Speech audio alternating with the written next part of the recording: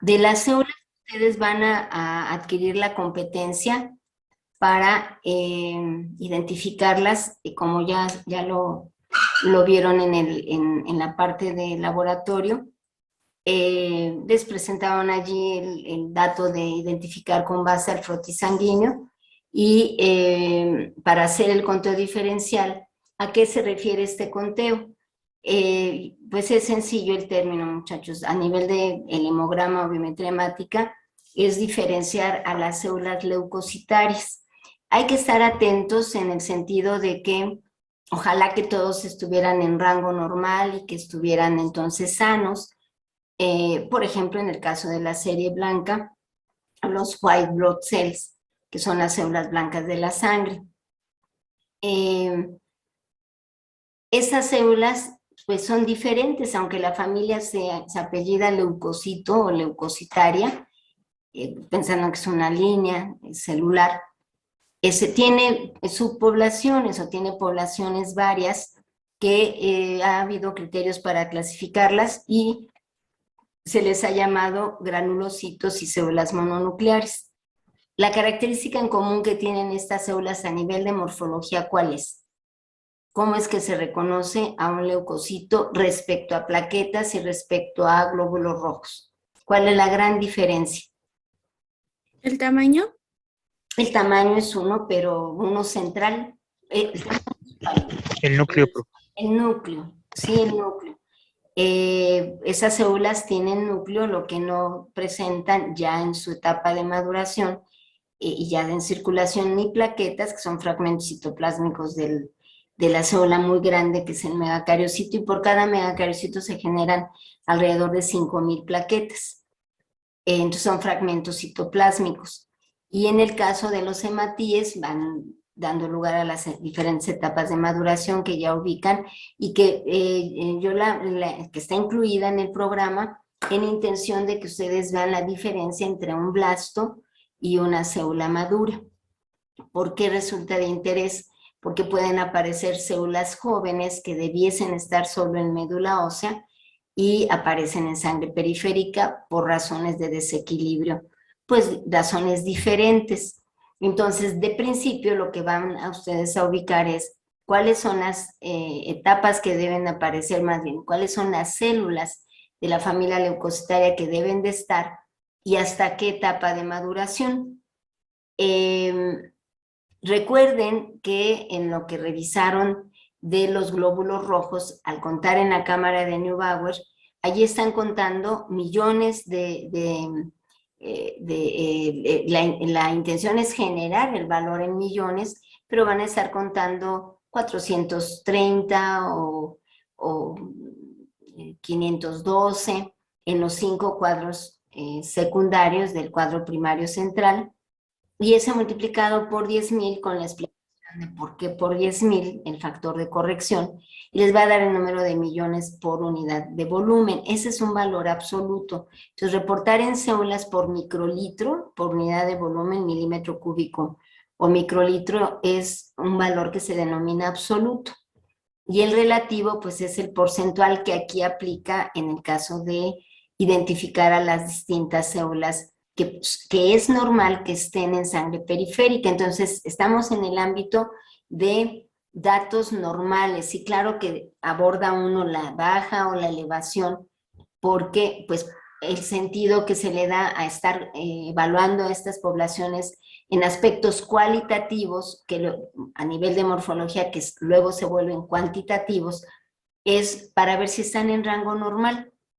Vamos a ver que puede haber desequilibrios y eso es lo que lleva a poder sospechar de una entidad o de un desequilibrio en específico. Los leucocitos en lo general intervienen como parte de la respuesta inmune y abordaremos lo elemental al respecto para darle sentido a los desequilibrios y hacia dónde orientan, a una infección, a una alergia, infección de qué tipo, bacteriana o viral. Entonces, de eso versará esta parte de la unidad tercera. Entonces, por morfología, si recuerdan, y vamos a definirlo, se dividen en granulocitos y en mononucleares. Los granulocitos provienen de la del proceso de maduración que se llama granulopoiesis, neutrófila, basófila o eosinófila, y son independientes. Y lo que debemos de encontrar en sangre periférica son la etapa que es equivalente reticulocito, eritrocito. Ya ven que allí en la cámara de Neubauer estamos contando a ambas etapas, solo que de reticulocitos tenemos solamente máximo 2,5%. Pero para detectar este número, pues hay que hacer la tinción supravital, serie roja. Y de serie blanca, pues hacemos un conteo de toda la familia leucocitaria que tienen como común denominador el que tiene núcleo, y después para diferenciarlos entre los que aquí están desglosados, pues hay que verlos con la tinción policromática de Hiemsauer-Wright, que es la tinción de Romanowski. El neutrófilo entonces equivale en cuanto a etapas de maduración a lo que sería el eritrocito y el reticulocito. O sea, hay dos etapas del neutrófilo, que sería neutrófilo en banda y neutrófilo segmentado. Por otro lado está otro par de líneas celulares que tienen la característica de tener gránulos que les caracterizan base tinción, que es el basófilo y el eosinófilo. Y notar, para aquellos que no lo tengan todavía de memoria o ubicados, son los que terminan en filo y tienen afinidad. Filo es afinidad por el colorante básico, y sus gránulos entonces van a ser de tono al que da lugar el azul de metileno, que sería hasta incluso color obispo o morado. Y el eosinófilo tiene afinidad, sus gránulos, por el colorante ácido, y dará una tonalidad eosinofílica como el hematíe. Es eosinofílico porque es una proteína básica, la hemoglobina, y entonces fija el colorante ácido y da esta tonalidad eosinofílica, que es lo muy formal, o sea, rosa o naranja. No son rojos los glóbulos rojos. Entonces, aquí está esta familia, y sabemos que no tienen la misma distribución, no se divide entre 5 o entre 6. El monocito y el linfocito serían por la apariencia de su núcleo. El núcleo en el neutrófilo puede lobularse, entonces tiene un núcleo y se lobula o segmenta, desde 2 hasta 5 lobulaciones o segmentos, de allí viene su nombre de segmentado. Pero es o sea, tiene un núcleo, todos tienen un núcleo, pero en algunos casos se lobula con ciertas características de asimetría, por ejemplo, o el eosinófilo, que suele, que no es obligado, estar bilobulado. Puede estar trilobulado, asimétrico, y el término asimétrico es que no son iguales los lóbulos o segmentos, pero la clave allí son los gránulos, que desde 40 al microscopio se puede apreciar. Los monocitos y los linfocitos, que por tinción policromática no diferenciamos a las células T que maduran en el timo de las células B que maduran en médula ósea, o los natural killers, que también provienen los NK de médula ósea.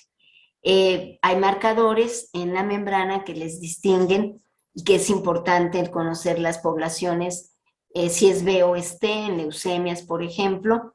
Y a su vez los T tienen subpoblaciones, que si son citotóxicas, que son cooperadoras o supresoras, y que avalan o que le dan peso o determinan sus funciones. Entonces los linfocitos los tenemos por características comunes morfológicas. ¿Qué es la morfología? Pues es hablar de algo que hace rato mencionaban, como es el tamaño. Si pensemos en las de núcleo, es el tamaño de la célula en relación a núcleo y citoplasma, la relación núcleo-citoplasma, cuánto ocupa de la superficie el núcleo y cuánto deja libre de citoplasma, la forma que tiene el núcleo, qué tan condensada está la cromatina a nivel del núcleo. En el caso de las muy jóvenes, que no es el caso, aquí ya están maduras, si tienen nucleolos o no, que quiere decir que está haciendo división celular y sintetizando proteínas, pero aquí ya están listas para hacer sus funciones. Y la apariencia que tenga el citoplasma, gránulos o no, o si está de color muy intenso azul, o sea, muy basófilo o no. Esas son las 5 o 6 características de una célula con núcleo, que nos permite distinguir a los granulocitos de las células mononucleares. ¿Cómo anda la distribución? ¿Cuál es la célula que más debemos de encontrar de entre las leucocitarias? ¿Cuál es? De las que acabamos de ver. ¿Cuál es la más abundante? Ustedes ya van a entregar el reporte y tienen allí el dato, ¿no? ¿Neutrófilos? ¿Cuál de los dos? Tenemos en banda y tenemos segmentado. ¿Cuál del? Segmentados. El segmentado, ¿en qué proporción? Esos datos se los van a ir aprendiendo ya para que los expropien y digan esto, yo ya me lo sé, ¿no? Entonces hay que aprendérselos. ¿Y cuál es la célula que sigue, muchachos? Después del neutrófilo segmentado, en cuanto a que va a haber más oportunidad de poder verlos al microscopio normal. Nos vamos a manejar a nivel de normalidad. ¿Cuál sigue, muchachos? En valor porcentual, que es el conteo diferencial, el hacer el diferencial con base a 100 células que cuenten en el frotis sanguíneo. Como ven, estas son 4 microfotografías que nos están dejando en el centro a la célula de interés, aunque todo el tiempo está la alfombra de glóbulos rojos, que ya no es necesario aclararles que esta es la más abundante. Por eso está el hematócrito, por ejemplo, y hablamos del 99% del total de las células, pues son glóbulos rojos. Y siempre estarán pues allí presentes, ¿no? Alfombrando, tapizando el fondo del extendido sanguíneo después de haber mezclado muy bien una muestra de sangre y alicuotar una gota representativa, 5 microlitros, y haciendo el extendido. Ese es el resultado del extendido y de su tinción.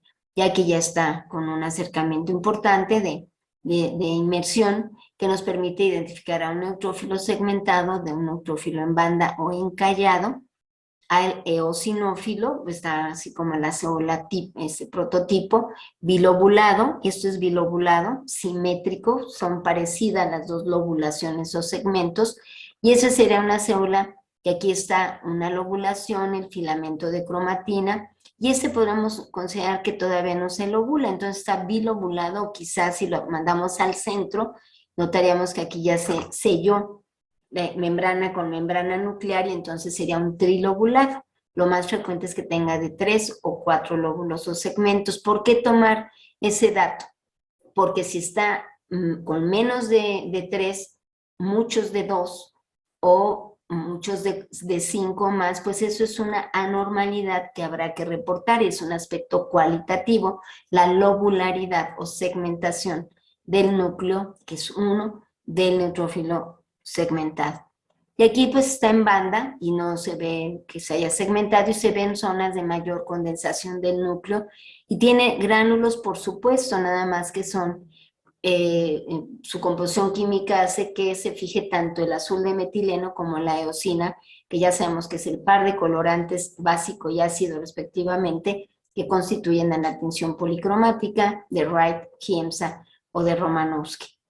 Y nos da esta oportunidad, es una tinción policromática porque da distintos colores y da la oportunidad de reconocer y de distinguir al núcleo y de reconocer a las características de que cuáles son: tamaño, relación núcleo-citoplasma, que aplica más en mononucleares, grado de condensación de la cromatina, forma del núcleo, aquí es lobulado, y apariencia del citoplasma. En células muy jóvenes tiende a ser el citoplasma basófilo, pero aquí ya están listas para hacer su función. Aquí está el eosinófilo, que tiende a ser bilobulado, puede ser trilobulado, y el basófilo. ¿Cuál es la célula más escasa, muchachos? De las leucocitarias. La menos frecuente que vayamos a identificar en una muestra normal. Los basófilos. Así es, entonces pues ya lo vimos, ¿no? Pero no es frecuente que lo tengamos.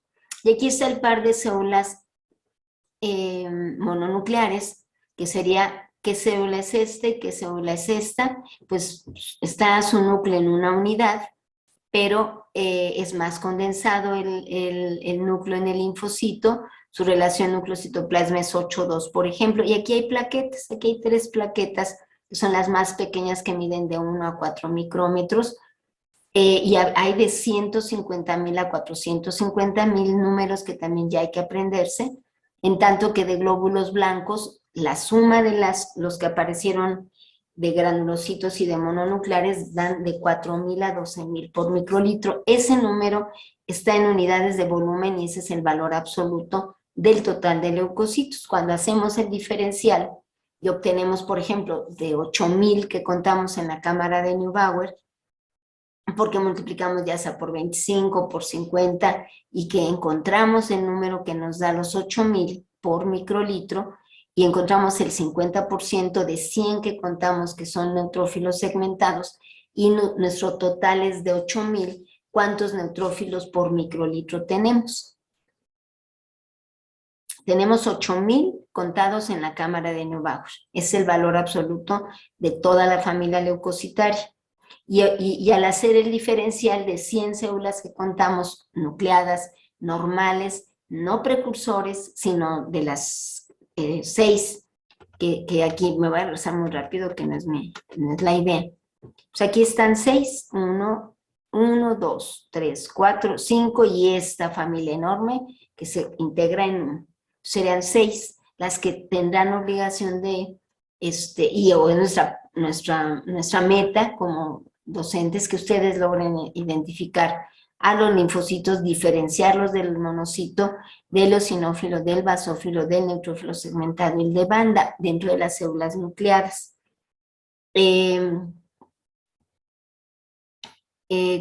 Aquí en cuanto a la célula menos frecuente, ya decíamos que es el basófilo. ¿Y cuál sigue? Después de, pensando, fue neutrófilo segmentado, encontramos 50, y nuestro total en cámara de Neubauer fueron 8.000. ¿Cuántos neutrófilos segmentados tenemos por microlitro de sangre total? Una persona que se anime a contestar. ¿Cuánto es el 50% de 8.000? A ver. 4.000. 4.000. Así es así de sencillo. Hacen su regla de 3. Si encontraron 5 etapas de maduración, 5 etapas o 5 células diferentes leucocitarias, clasificándolas con el piano, pues entonces el 50% de 8.000 pues son 4.000. 8.000 es al 100%, como el porcentaje que encontré, por ejemplo, de segmentados, pues ¿a cuánto equivale? Y a lo mejor encontraron 10% de monocitos, y el 10% de 8.000 pues serán, ¿cuánto? El 10% de 8.000 de monocitos, por ejemplo, de estas células. 800. 800. Por microlitro, y reportan en esas unidades, porque es columna de células por microlitro asociado a valor porcentual. Esas son las reglas de 3 que tendrán que ya habrán llevado a cabo, y el jueves hay que entregarlas, y lo platicaremos con calculadora en mano en la discusión que vayamos a hacer antes del examen. Comuníquense entre ustedes estos cálculos para que los aprendan y no les haya tocado un pedacito y bueno, yo no hice el diferencial. No, todos deben de tener la información uniforme, aunque tengan el ejercicio de trabajar en equipo, porque la colaboración es importante, o sea, constituirse en un equipo en la vida es fundamental. Bien, entonces allí está el monocito, que sería la tercera célula, no debe de rebasar 800 o 1.000, ya 1.000 monocitos por microlitro, que es el dato que se interpreta, ya es monocitosis.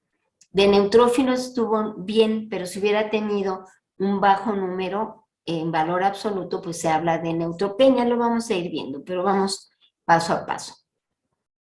Y aquí lo que tenemos es otra vez a estas células, pero además de con sus nombres, con el valor porcentual.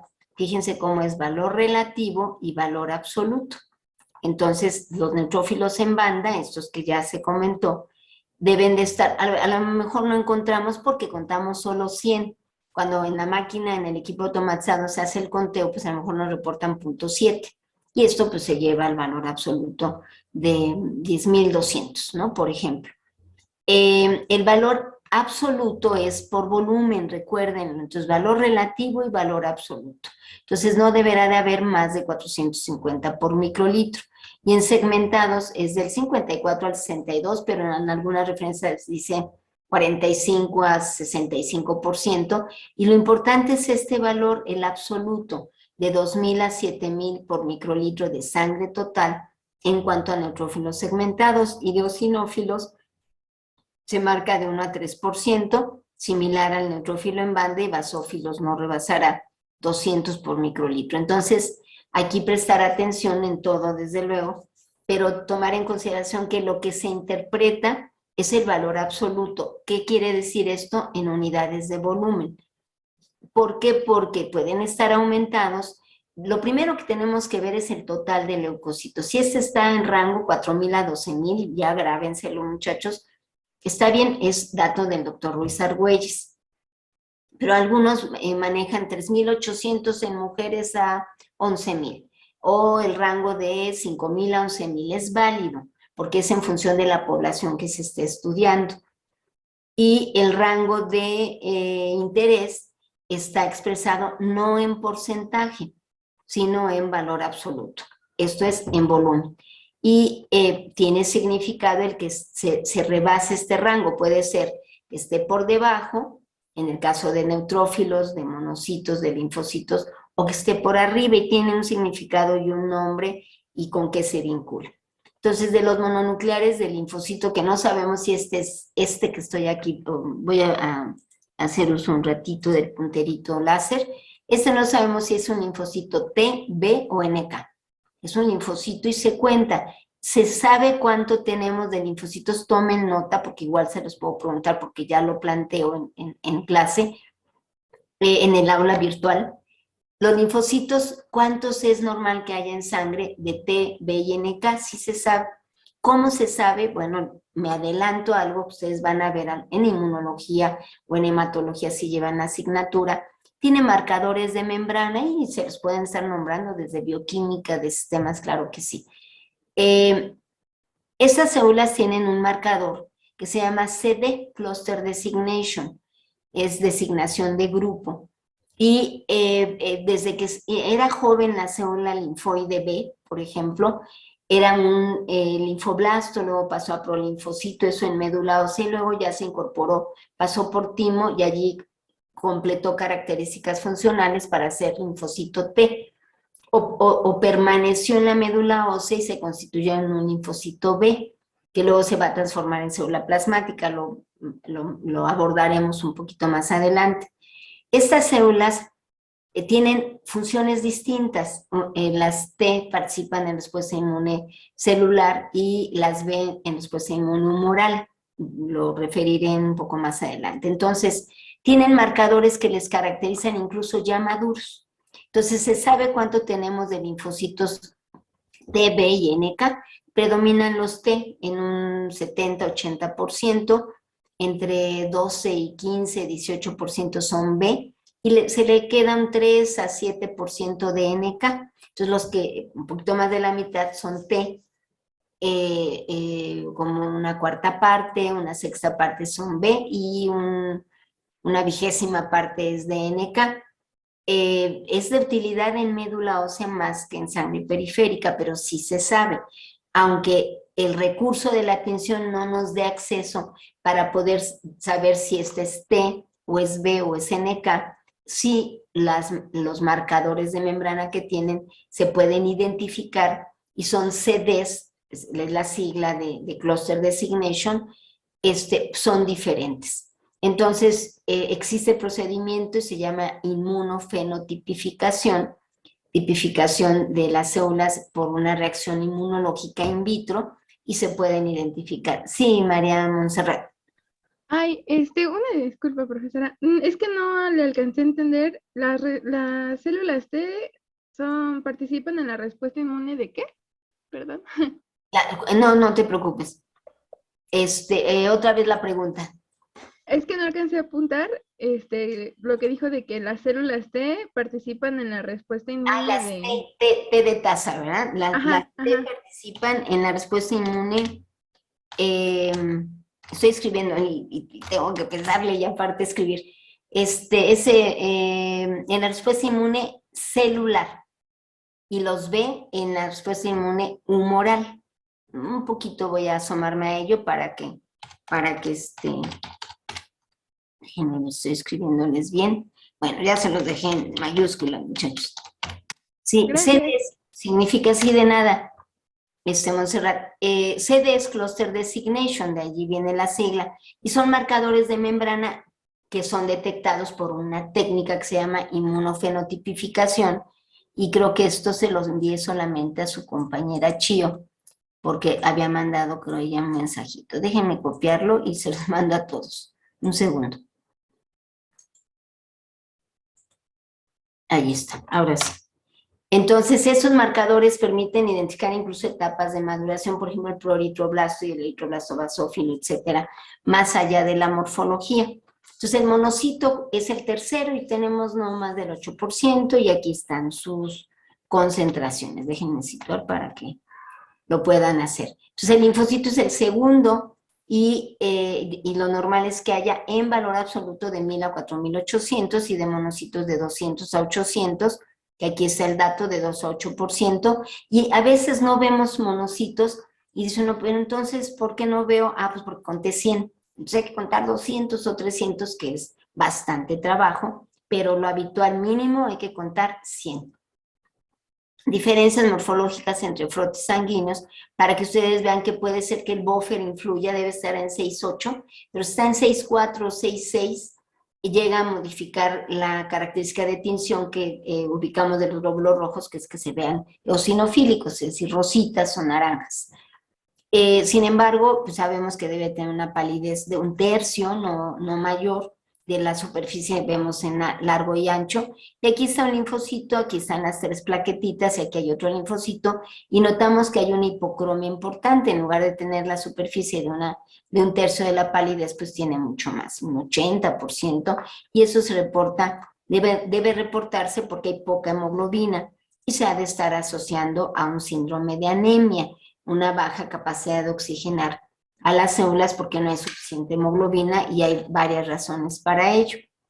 Bien, entonces ahí está el par de linfocitos en una preparación y en otra, y es mononuclear, y su relación núcleo-citoplasma es 9:1, tiende a estar bastante regular en núcleo, no es tan irregular como en el monocito, y su tamaño, de tal manera que todo eso va sumando. Y aquí es, en cuanto al proceso de maduración, es partir de que las etapas más jóvenes del neutrófilo, que está aquí un tetralobulado y otro también tetralobulado, que es normal, vean como aquí está un poquito más alargado, se ve que tienen gránulos, pero sus etapas de previa maduración antes de la banda, que aquí no hay un encallado banda, es este que es el metamielocito, otro metamielocito y un mielocito, pero esto sucede en médula ósea. ¿Pueden presentarse en sangre periférica? Sí. No solo las normales que se eleven, neutrofilia o que bajen, neutropenia, y empiezo a mencionar cómo se le llama a una elevación de neutrófilos, y cómo sé cuánto es elevación, arriba de 7000, por eso están los valores de referencia. Abajo de 2000, pues eso ya es neutropenia. Entonces la baja es de leucocitos como familia, leucocitos normales, 4000 a 12000. Altos, leucocitosis. Bajos, leucopenia. ¿Cuánto es bajo? Abajo de 4000. ¿Cuánto es alto los leucocitos? Arriba de 12000. O del rango que se tenga y se maneje en la población correspondiente, 11000 tal vez. Ahora, ¿a expensas de qué población está elevado? Hay leucocitosis. Hay que hacer el diferencial. ¿A expensas de qué población hay caída de leucocitos, leucopenia? Y hay que anotar esos términos. Hay que ver cuál es la que está disminuida, y hay desequilibrio. Y bueno, esto es lo normal, pero en médula ósea, y será lo normal en sangre periférica. Polimorfonucleares también se le llama. Y aquí hay otra imagen de médula ósea contrastada, por ejemplo, con el linfocito. Entonces, estas etapas pues vemos que son muy diferentes en su apariencia, porque son precursores de las diferentes células que vamos a estar revisando. Bien, aquí hay otra imagen donde están blastos, y aquí está un monocito que se llega a ver con vacuolas, porque hace endocitosis, endocita y fagocita.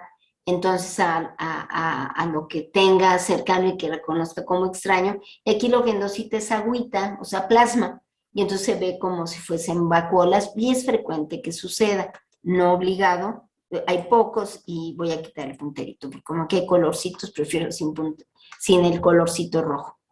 Bien, entonces, aquí tenemos a 3 células nucleadas que deberemos de ir adquiriendo, hacer las observaciones, ver que este es mononuclear, que casi no deja espacio citoplásmico, esto es un linfocito. Vean qué irregular es el núcleo aquí, tiene forma de corazón, replegado, que está como encimado, muy irregular.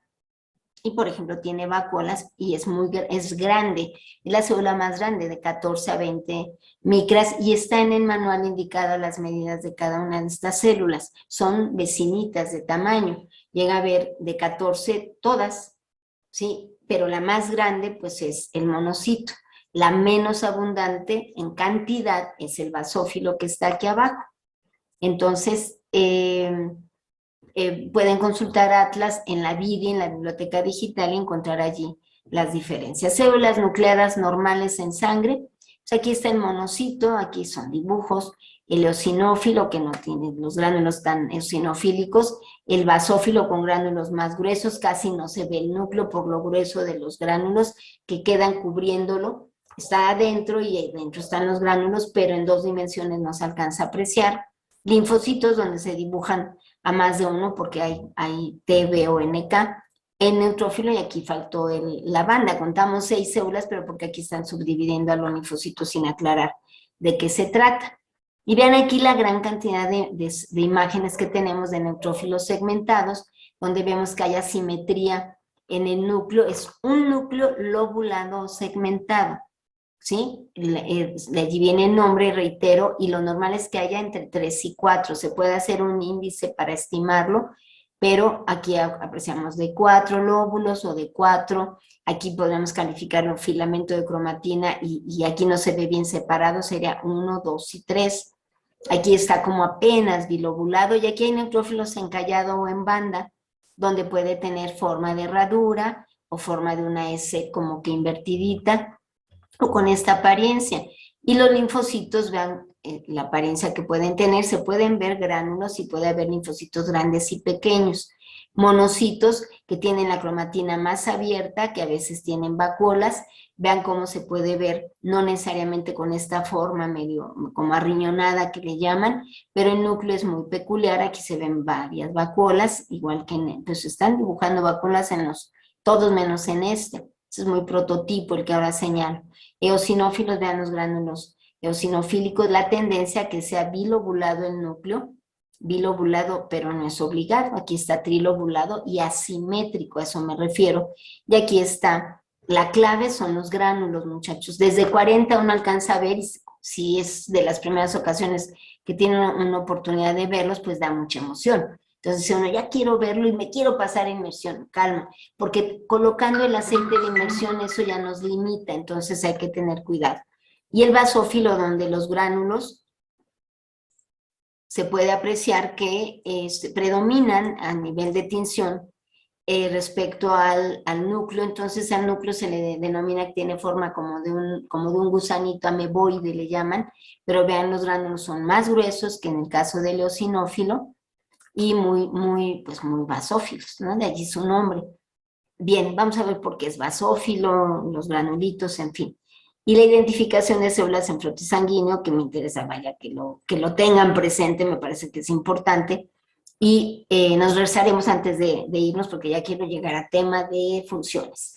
Las funciones de los leucocitos, vamos a empezar con los linfocitos y vamos a empezar con conceptos. ¿Quién quiere definir lo que es un inmunógeno o antígeno? ¿Qué es un antígeno? Profe, ¿le puede regresar tantito a donde aparecían los leucocitos? ¿Estos? No, la otra. Que estaban todos. Ese. A ver, ¿qué es un antígeno, muchachos? Es una molécula extraña para el cuerpo. Ajá. ¿Y qué característica tiene? Más que antígeno, llamarle inmunógeno. ¿Qué significa inmunógeno? Voy a cambiar. Está bien, ya le cambié. Sí, quien pidió ver la imagen, no sé si la fotografiaron o lo que sea. ¿Sí? Quien pidió que me regresara, ya voy a continuar. ¿Quién fue? No sé quién fue. el que solicitó que se regresarnos. Ya le voy a cambiar, no quiero ser descortés. Sí, está bien, gracias, ya había Sí, Alex. copiado, gracias. A ver, entonces, ¿qué es un antígeno? Es una sustancia extraña al organismo de determinado peso molecular. ¿Qué propiedad tiene un antígeno mejor llamado inmunógeno? Es una proteína transmembranal. O sea, que pertenece a una célula que atraviesa membrana, ¿no? Eso quiere decir transmembranal.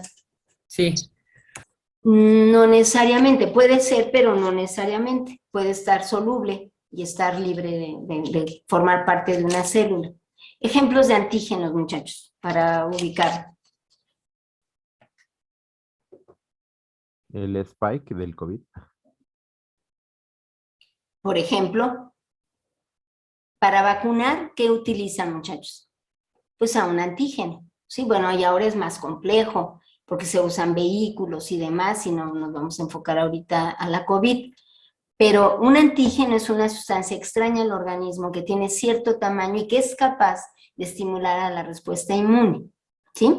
Entonces, una manera de que nosotros tengamos una protección es un par de posibilidades. Uno es padecer la enfermedad asociado a un antígeno, pero lo tengo que incluir, y el antígeno es parte de un patógeno, por ejemplo, una bacteria, un parásito, un hongo, e incluso un virus. Lo que pasa es que el virus ingresa al organismo, como todos los agentes infecciosos, pero ingresa al interior de una célula y allí usa el aparato de división celular del DNA o del RNA, dependiendo del tipo de virus que sea, para replicarse. De ahí depende del DNA de las células del paciente. Pero en lo general llegan y se instalan y van a estarse dividiendo. Una bacteria, por ejemplo, que es un procarionte. ¿Por qué es un procarionte? Pues porque no tiene núcleo. El hecho es entonces que un antígeno puede ser un glóbulo rojo, entre individuos de la misma especie, entre nosotros, pero que no coincidamos en lo que heredamos a nivel de la membrana del glóbulo rojo. Entonces, cuando en banco de sangre se necesita hacer una transfusión de paquete eritroide, necesitamos saber qué grupo sanguíneo es el receptor y qué grupo sanguíneo es la unidad de sangre que está refrigerada con concentrado eritrocitario, porque allí hay moléculas que hacen las veces de antígeno que puede ser que el receptor tenga anticuerpos contra ello. Entonces aquí empezamos a manejar el término de anticuerpos y vamos entonces por partes. El antígeno puede ser parte de una bacteria, por ejemplo, del flagelo, de su soma, o de una célula, y que sea capaz de estimular la respuesta inmune. ¿Qué es esto? Pues la respuesta ante un agente extraño al organismo. Los ejemplos pues, son los agentes infecciosos o los microorganismos que son patógenos para la especie. Hay virus que causan hepatitis en el perrito, en nuestra mascota, pero que no causa zoonosis y entonces no nos afecta a nosotros. Podemos estar cuidando a la mascota, tratándola con la instrucción que hayan dado para que se recupere, pero hay algunas infecciones que sí causan zoonosis, es decir, que pasan de un animal a la especie, a la nuestra en este caso. El tema está en que hay bacterias que se reconocen como patógenas, hongos, parásitos, que se reconocen como patógenos. Cuando ingresan y enferman o infectan y causan la infección, valga la reiteración, están estimulando la respuesta inmune que tenemos, pensando en que se sea inmunocompetente, o sea, que nuestro sistema inmune esté intacto, sin problema, que no haya una inmunosupresión o una enfermedad de autoinmunidad. Entonces, hay dos tipos de respuestas inmunes, la mediada por células, que es la respuesta inmune celular, y la mediada por y localizada en humores, como sería la inmunidad humoral, respuesta inmune humoral. Eso lo van a ver en inmunología con todo detalle, confío. Si es que no, si ya lo vieron, bueno, pues esto les va a parecer muy sencillo. La respuesta inmune mediada por células, en ella participan los linfocitos T, esta subpoblación que tiene marcadores que le caracterizan Y hay 3 subgrupos funcionales de linfocitos T, los que son cooperadores para que la respuesta inmune suceda, los que frenan la respuesta inmune, porque así como en la hemostasia hay factores procoagulantes a favor de la coagulación y que se forme el producto bioquímico que es la fibrina, tiene que detenerse porque entonces habría una hipercoagulabilidad y eso es desequilibrio. Se activa cuando está habiendo una lesión y hay un riesgo de hemorragia. Se forma fibrina y hay que detenerlo. Entonces hay un proceso, por un lado, fibrinolítico e inhibidor de la coagulación. No queremos que haya mucha fibrina, sino solamente la necesaria.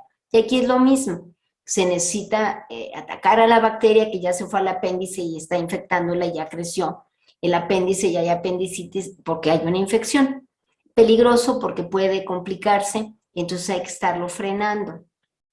Y allí pueden estar interviniendo los linfocitos T, que casi todos ellos en su momento cooperan, pensando en los cooperadores, para que, por ejemplo, se dé la respuesta inmune humoral.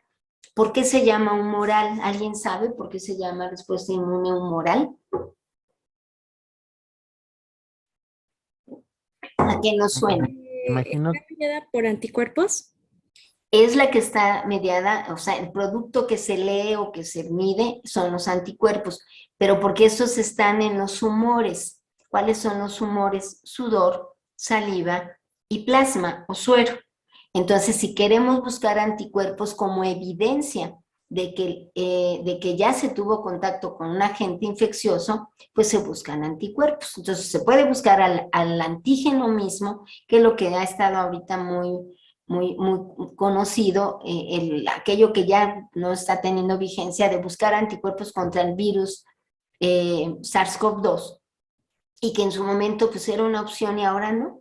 Ahora es o buscamos al antígeno o hacemos la detección muy sensible vía reacción en cadena de la polimerasa, que es la PCR, pero está enfocado a detectar al antígeno. Entonces, hay la posibilidad de evidenciar que ya se tuvo contacto con un agente infeccioso, sí, buscando que en un humor, plasma o suero, o saliva, o sudor, anticuerpos. Y entonces los anticuerpos son resultado de la respuesta inmune, de una de las respuestas inmunes, que es la respuesta inmune humoral, y que se llama así por esa razón. Terminemos esta parte de los linfocitos T.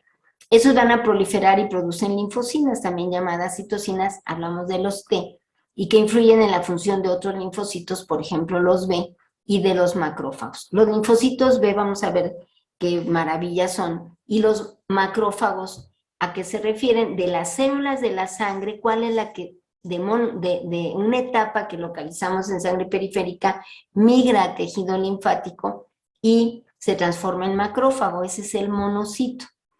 Cuando ustedes seguro que lo vieron en anatomía inclusive, cuando hablan de histiocitos, de histología viene con H, cito, acuérdense que es con C porque es de célula, lo aclaro porque alguien escribió ovalocitos con B de bueno y con S.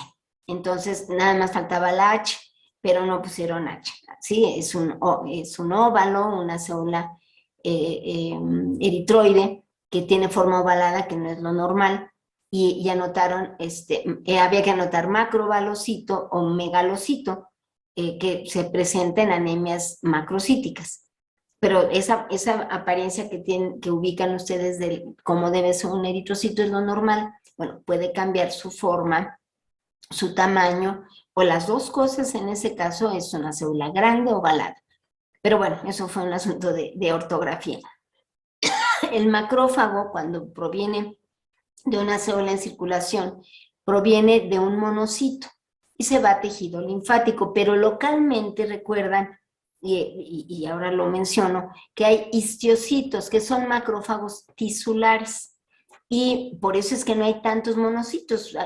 Uno todo el tiempo puede estarse haciendo preguntas para entender esto, es decir, ¿por qué hay más neutrófilos que monocitos? Si el monocito es mucho más capaz de hacer fagocitosis. Pues porque hay muchos, o sea, porque no hay al revés, ¿no? Monocitos 10%, 50% y neutrófilos 10%. Los neutrófilos son vigilantes que están por todos lados, están en circulación. Por eso hay 50, 45, 60% y por microlitro 2000 a 7000. Porque son vigilantes para hacer fagocitosis. La fagocitosis es un proceso inespecífico, los anticuerpos no. Vamos a ver a qué se refiere este concepto. Y entonces, los linfocitos aquí son los T, los linfocitos aquí, repito, son los T porque lo dije muy rápido, y los macrófagos serían el monocito que pasa a macrófago, pero en circulación lo tenemos como monocito.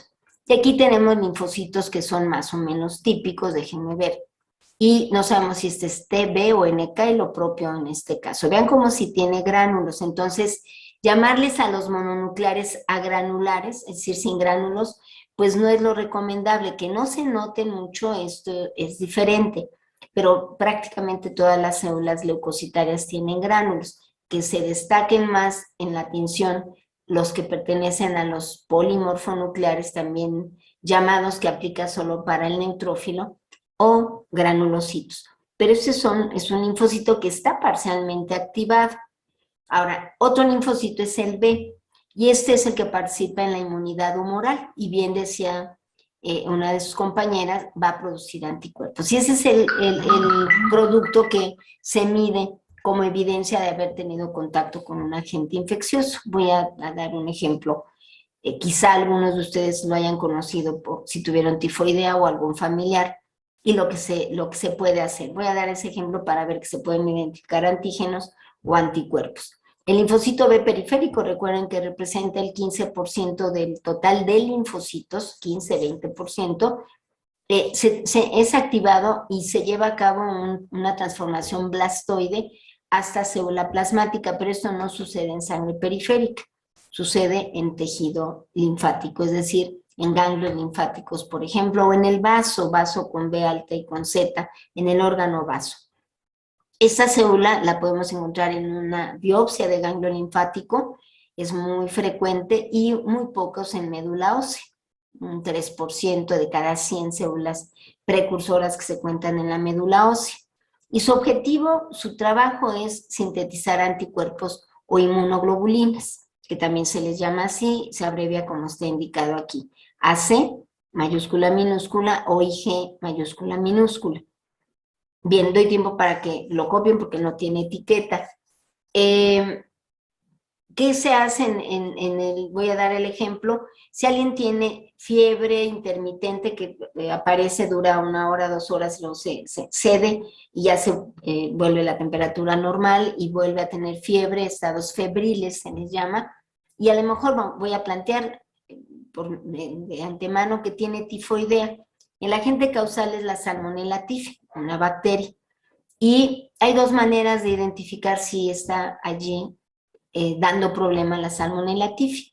Una es en sangre, buscar anticuerpos contra la salmonella.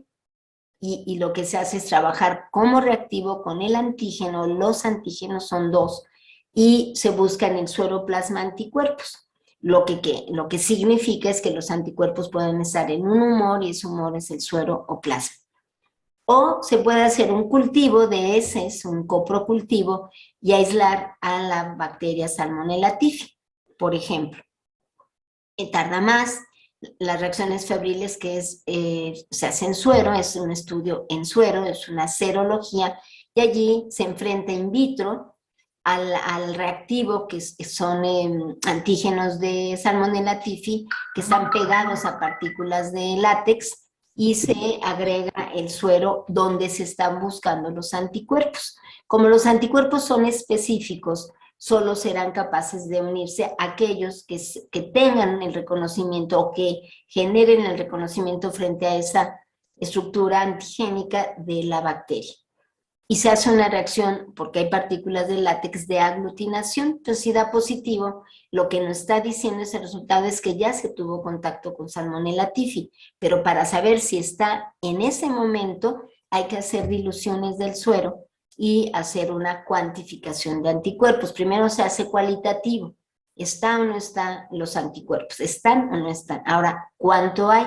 Y se hacen diluciones y de allí hay un criterio de corte donde se dice, si tienes se hacen diluciones dobles, ¿del qué? Del suero, donde asumimos que sí hay anticuerpos contra salmonela, pero necesitamos saber qué tantos hay. A mayor estímulo, allí está la bacteria, pues la producción de anticuerpos es mayor. Entonces, muy diluido el suero, se logra detectar. Uno en 160 se hace, uno en 20, en 40, 80 y dobles. ¿Cuánto es el doble de uno en 80? Con solución salina. Se agrega una parte más 19, una parte del suero más 19 partes del diluyente. Y se va agregando volumen en el tubo 2, en el 3, 4, 5, etcétera, para que partimos de 1 en 20 y luego ya de allí pues se agrega volumen, no sé, 200 microlitros, y entonces ya está 1 en 40, en 80, 160, que sigue. El doble de 160, 320, 640, 1280, 2000 y algo, ¿sí? 2560. Un título de 1 en 160 o más, pues es que allí está la bacteria. Entonces se hace una prueba cualitativa, primero hay que ver si está algo que queremos cuantificar, si no está, pues para qué cuantificamos, y luego ya se hace la cuantificación y ahí se están buscando anticuerpos. Y eso es de lo que se responsabiliza el linfocito B cuando transforma célula plasmática. Y aquí estoy en el supuesto de que, bueno, este es un linfocito, yo les voy a decir que es un linfocito B. Cuando completa su maduración, hace transformación blastoide y pasa a esta célula, que como no es normal que esté en sangre periférica, está en médula ósea o en tejido linfático. Y esto es el linfocito B ya en la etapa funcional, que es célula plasmática, plasmacito o plasmocito. Bien, entonces completando maduración es el equivalente a banda y segmentado, reticulocito y eritrocito, pero esto pasa, tiene que irse a ganglio linfático. No esperamos que haya células plasmáticas en sangre periférica, no sucede normalmente, ¿de acuerdo? Hay una leucemia de células plasmáticas, que es una historia muy diferente. Bien, de estas células de linfocitos B que pasa, aquí está otra vez una célula plasmática, lo que hace el anticuerpo, lo que hace esta célula es tener como molde a un anticuerpo, y aquí empiezo a esquematizarlo, que nos va a ocupar el resto de la clase, la parte de los anticuerpos. ¿Alguien conoce cuál es la estructura de un anticuerpo o de una inmunoglobulina? ¿Ya lo vieron en alguna de las materias previas? Está por cadenas pesadas y cadenas ligeras, me parece. Así es, ¿qué más? ¿Qué más te acuerdas, Celina? Nada más me acuerdo de eso. Bueno, a ver, entonces, ¿qué es una inmunoglobulina? Es el producto de la activación de la célula plasmática habiendo tenido contacto con el antígeno. ¿Por qué se producen anticuerpos? Porque van a unirse al antígeno para empezar a inhibir para empezar a controlarlo. Entonces, los anticuerpos son intermediarios de la respuesta inmune global, pero aquí sería de la respuesta inmune humoral su objetivo. Entonces, ¿qué es un anticuerpo? Pues es una proteína que está programada para que el linfocito B sea capaz de identificar al antígeno y sea reactivo solo frente al antígeno correspondiente. Los anticuerpos son específicos, altamente específicos. ¿Contra qué van a reaccionar? Contra un antígeno en particular.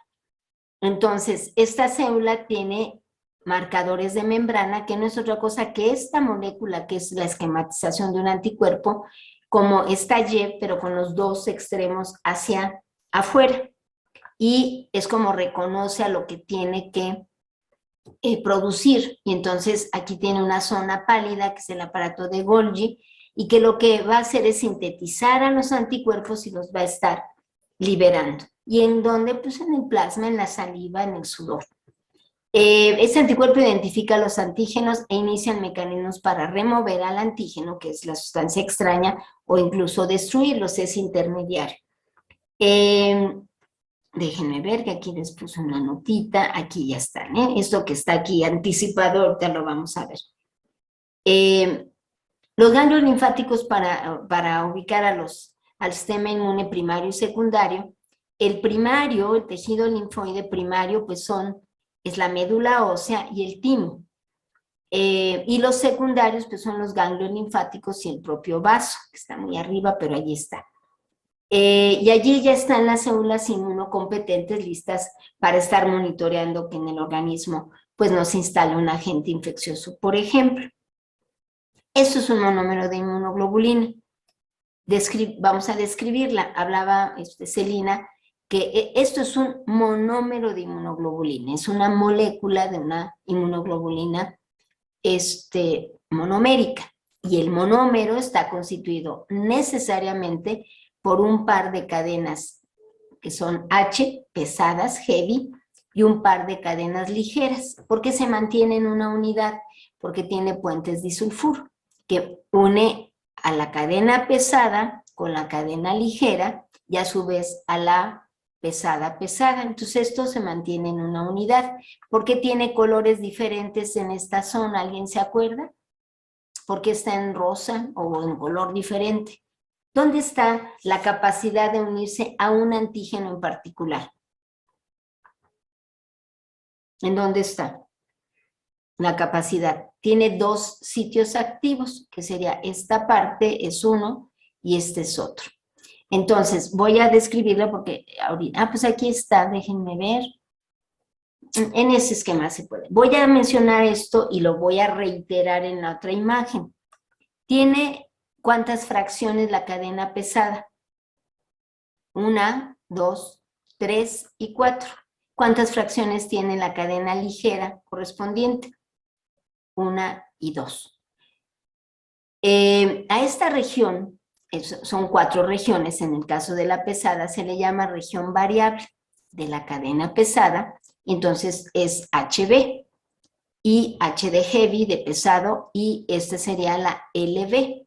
La combinación de esta secuencia de aminoácidos es donde puede ensamblar el antígeno y el antígeno que puede ser parte de una bacteria, el flagelo, por ejemplo, de una bacteria que sea flagelada, que pueda moverse gracias al flagelo, es la parte que es capaz de ser reconocida por la célula plasmática y sintetizar a estas proteínas, se le llama determinante antigénico, ¿sí? Entonces, ese determinante antigénico es lo que se reconoce de toda la estructura química de un antígeno.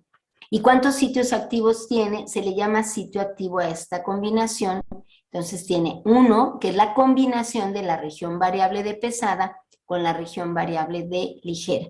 Esa es la región variable de la cadena pesada y la región constante de la cadena, perdón, dije pesada ligera, corrijo.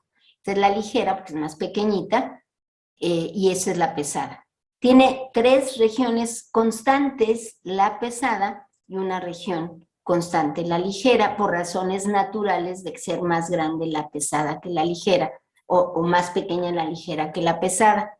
En esta parte hay una posibilidad de que la papaína haga corte aquí, ¿sí? Esta enzima que se obtiene de papaya, y entonces se generen 2 fracciones de unión al antígeno que se llaman FAB, Fraction Antigen Binding, y allí va el sitio activo, y otro igualito, que sería, aquí está el otro, sitio activo, que es la zona de reconocimiento del antígeno. Aquí está una secuencia única que permite reconocer al antígeno. Y lo que queda al cortar en esta parte, si vean dónde estoy señalando, no aquí abajo, sino aquí arriba, genera una fracción de unión al antígeno, Fraction Antigen Binding, y otra igual. Entonces se generan 2 FAB y un FC, que es fracción cristalizable. La clase de inmunoglobulina, porque ¿cuántas clases de inmunoglobulinas hay, muchachos? 5. Son 5, la IgA, la IgM, la IgG, la IgE y la IgD. Y la cadena que determina la clase de la inmunoglobulina está en las cadenas pesadas. Entonces hay cadenas pesadas gamma para IgG, cadenas pesadas mu para IgM, cadenas pesadas alfa para IgA, o delta para IgD, o epsilon, cadenas pesadas epsilon, y esta región es la que varía la secuencia para que sea cadena epsilon, cadena delta, cadena alfa, cadena mu o cadena gamma. Y esto lo podemos cuantificar en circulación. Por ejemplo, cuando hay una alergia, pues se buscan IgEs, porque es el anticuerpo que se eleva. ¿Y qué estamos buscando? Pues hay IgEs que tengan una secuencia de cadenas épsilon. El sitio activo, el que le da especificidad, está en la parte superior. Aquí están los sitios activos y se localizan cuando tratamos con papaína en la fracción AB, Fraction Antigen Binding. Preguntas, muchachos. Sí, profesora, ¿puede mencionar otra vez cómo es que se unen las cadenas pesadas con las ligeras? Porque, Con puentes de sulfuro. Aquí está uno dibujadito y aquí está otro, o doble. Son puentes de sulfuro, Jorge. Vamos a ver otro dibujo y van a encontrar muchos, ¿eh? Aquí está lo que mencioné, más o menos, ahorita puntualizo. Aquí está el grupo amino terminal, y debe estar aquí está representado para que quepa el carboxilo terminal, tanto aquí es de la cadena pesada, y aquí está, y de la cadena ligera.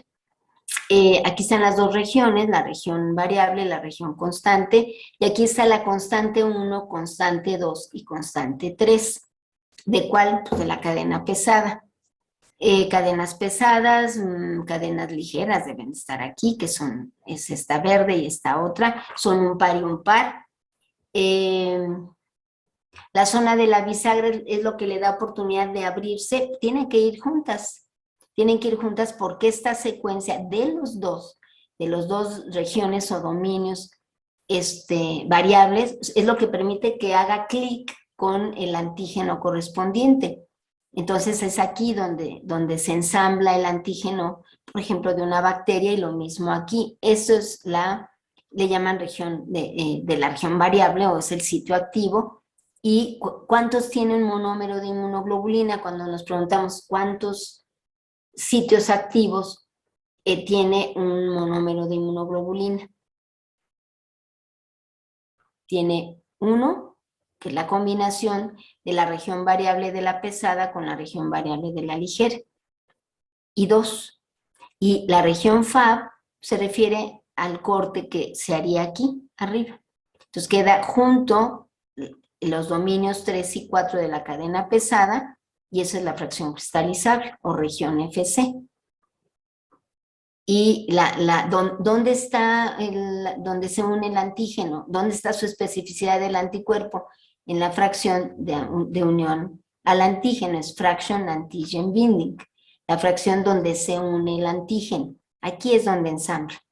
Eso es un monómero, y si fuera un pentámero, que esas son las IgMs, pues tendrán 10 sitios activos. Cada monómero tiene 2 sitios activos, y si es un pentámero, pues tendrá pues 10 sitios activos. Y aquí están esquematizadas, que yo les enviaré esta imagen, una IgG, una IgD, fíjense que está muy bien, una IgA, una IgE, y esta es dimérica, la IgA secretora, y el pentámero IgM. Entonces aquí están las 5 clases de inmunoglobulinas, donde está la más abundante es la IgG. ¿Cómo es? Pues ahí está el dibujo, es monomérica. Entonces una molécula IgG es monomérica. ¿Qué es un monómero de inmunoglobulina? Un par de cadenas pesadas y un par de cadenas ligeras. Y representan a la combinación de región, sí le llaman región, variable de la pesada con la ligera, para hablar de un sitio activo y de otro sitio activo. ¿Cuáles más son monoméricas? Pues la IgD. Vean cómo esta cadena, ya sea el par, comparado con las pesadas de la IgG, las dibujan diferentes porque tienen una secuencia, sobre todo en el dominio último. Le pueden llamar dominio, para no llamarle región, dominio variable y dominio constante 1, dominio constante 2 y dominio constante 3. ¿Eso en qué sucede en la cadena pesada?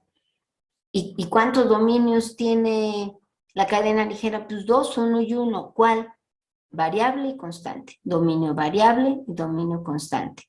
Y hay 2 tipos de cadenas también en las ligeras, que ahorita no mencionamos, no mencionaré, porque lo que hace que se distingan a las inmunoglobulinas, pues es la secuencia en esta parte que la representan con otro color, un gris claro, un gris oscuro, el monómero de IgA lo dejan en amarillo, aquí en verde la E, y aquí como en color melón o durazno, el pentámero.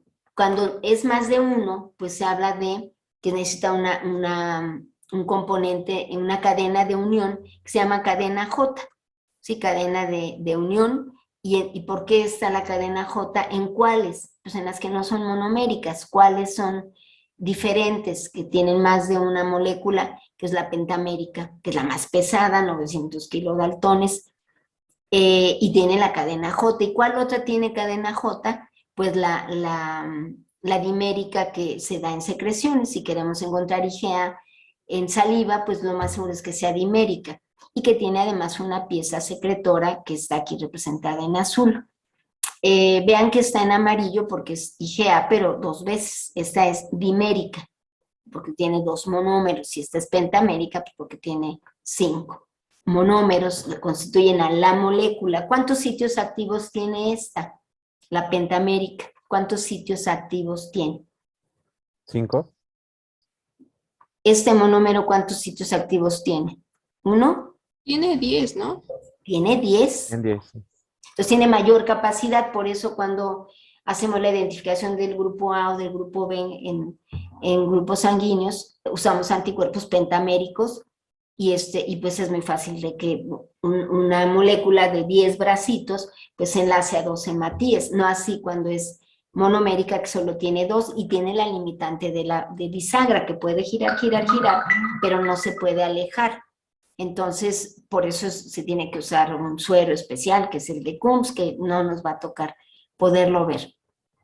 Y aquí están hablando del fragmento FAB2, porque el corte lo están haciendo abajo, debajo del puente, del doble puente de disulfuro. Por eso aquí dice digestión con papaína, es aquí arriba, y que genera 2 fracciones de unión al antígeno. Y digestión con pepsina, aquí hay error, no es pepsina, es pepsina, hace el corte abajo, y entonces deja en una sola unidad al fragmento FAB doble.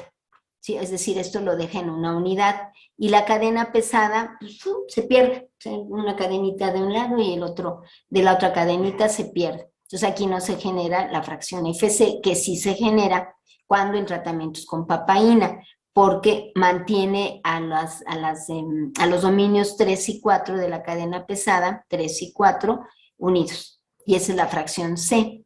Allí es donde se fija complemento que se requiere para que haya lisis de la partícula extraña de la bacteria, por ejemplo. Aquí hay otro esquema, pero veo la hora, y aquí es donde ensambla el antígeno, y otro igualito tendrá que ensamblar aquí. Lo esquematizan con imágenes, formas diferentes, secuencia estructural diferente, tienden a ser mejores los antígenos de composición proteica, o se le puede poner un vehículo para que haga las veces de antígeno, que tenga un peso molecular que permita que le dé tiempo al sistema inmune de activarse. Pero vean cómo aquí el antígeno ensambla. Este no va a ensamblar, ni ninguno de los 5, solo este va a ensamblar, porque reconoce a la región, al sitio activo, que es cadena, el dominio variable de cadena pesada con el dominio variable de cadena ligera, y que están juntos. Aquí, perdón, acuérdense que hay puentes de sulfuro. Lo continuamos. Yo creo que el jueves hay oportunidad no ubico que va a haber discusión, luego va a haber examen, y si hay un ratito después de que descansen un poquitín, descansemos todos por las 4 horas, continuaríamos con este tema. Y ese día nos damos un tiempo muy rápido para que vean el resultado de su examen y su calificación al menos, y ya sepan cómo les fue en este examen de hoy. Entonces dejo de compartir, muchachos, y les envío esta unidad. Ahorita veo en mi cuaderno, en mis notas, seguramente no lo he enviado, y para que lo tengan. y nos falta todavía un poquito de información de esta unidad y ya que la concluyamos, pues volver a ver examen, ya saben que así es esto. Y entonces pues, nos vemos, ya son las 3:01, que les vaya bien, que tengan buena tarde de martes, que tengan buena semana. ¿Tienes alguna duda, Carlos Leonardo? Sí, perdón. Es que una compañera mi compañera Ash, perdón,